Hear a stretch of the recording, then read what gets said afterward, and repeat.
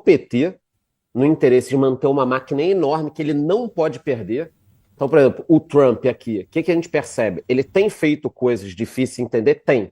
Mas me parece que ele quer deixar algum tipo de legado numa virada econômica americana, que nitidamente estava indo para o buraco. Os americanos têm 37 trilhões de dívida.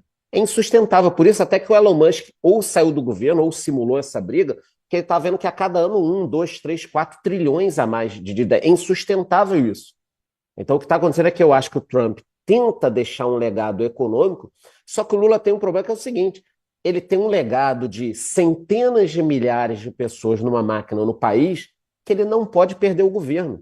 Não interessa se o Brasil vai crescer ou não. A preocupação aqui, as pessoas ficam, pô, o Lula vai se ferrar se o Brasil crescer 1% ou 2%. Foda-se o quanto o Brasil vai crescer. O Lula precisa ganhar de novo. A Venezuela é a prova disso. Ah, não é bom para um governo que a economia vá mal. Bichão, para que governo? Para o Maduro estar importando, se o país hoje é 1/3 do tamanho que era e não tem 90% da indústria que tinha antes, não importa nada, importa você ficar no poder. Então, o estilo do Lula de vestir uma camisa vermelha e falar precisamos desdolarizar, os americanos estão ferrando a nossa economia, estão ferrando o país, é um modelo que ele está aprofundando para deixar um legado político, não econômico, ele não está nem aí para a economia brasileira, e para continuar com essa máquina no poder, que você tem que ter a máquina. Você vai manter uma universidade formando, que nem o Brasil tem, pessoas de um nível péssimo. Dessa forma, manter a máquina. Então, o Trump tenta um legado econômico, o Lula tenta um legado político que não tem nada a ver com a economia, não interessa para onde a economia vai. Só que não é bem assim. Na hora das eleições, o preço do cafezinho, o preço da picanha, isso faz muita diferença.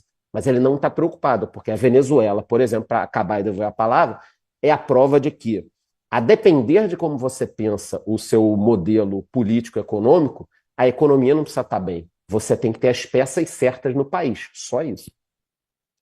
E em relação à lei Magnitsky, vocês acreditavam que ia sair ou não? Porque o Paulo Figueiredo e o Eduardo estavam falando disso daí há um tempo e muita gente não acreditava. E veio aí em cima do Moraes. Até se achava que ia se estender para Barroso e para Gilmar, talvez, mas veio só em cima dele. Que você acha com isso? Mudou alguma coisa em relação ao Alexandre de Moraes ou para ele?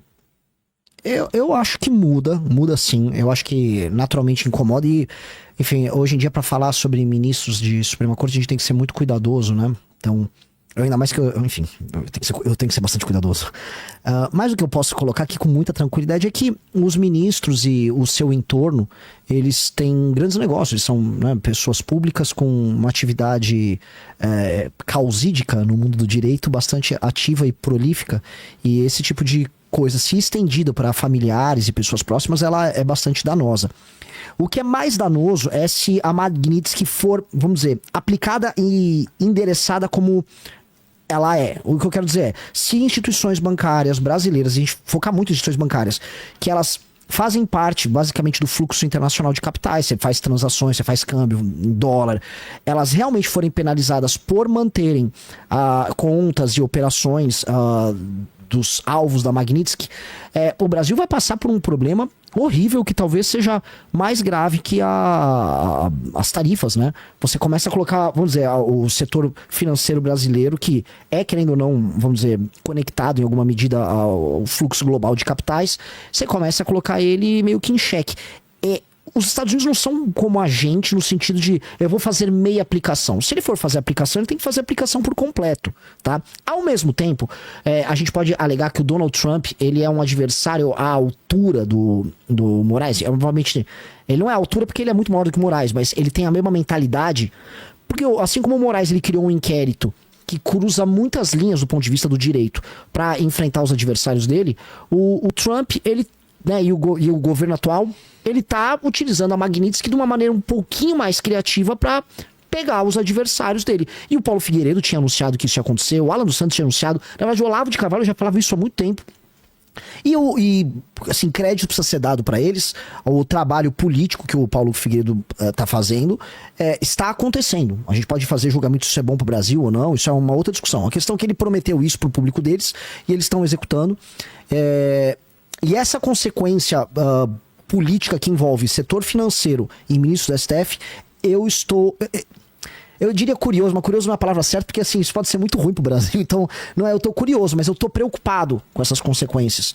E ao mesmo tempo, talvez, eu não sei até que ponto Donald Trump tem algum poder de agência sobre a aplicação da lei, no sentido de fazer uma aplicação parcial ou fechar o olho para algumas consequências. Eu acho esse tema o tema mais preocupante para mim, ao meu ver, nesse momento. Mas chegando assim, olhando para o jogo que a gente tá tendo agora, em que o Alexandre de Moraes ele agora pediu a prisão domiciliar do Bolsonaro, o que levaria, vamos dizer, qual seria o próximo passo, qual a próxima aceleração do processo para os Estados Unidos?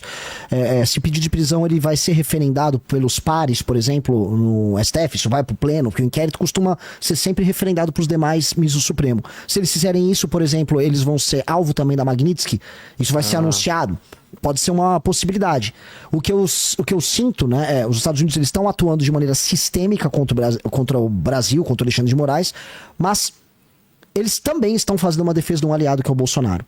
O Bolsonaro sempre foi um aliado do Trump. Ele adota essa posição de colocar o Trump como uma espécie de líder dele, muito similar ao que o Milley faz. O Milley ele vê o Trump como alguém acima e, enfim, sim, até nas participações em eventos, quando ele vai no CPEC, tem uma coisa até levemente bajulatória. Eu adoro o Milley, mas eu acho que essas posturas em fóruns internacionais diminuem o país, tipo, o cara ficar afagando e tratando um líder de uma outra nação como um deus.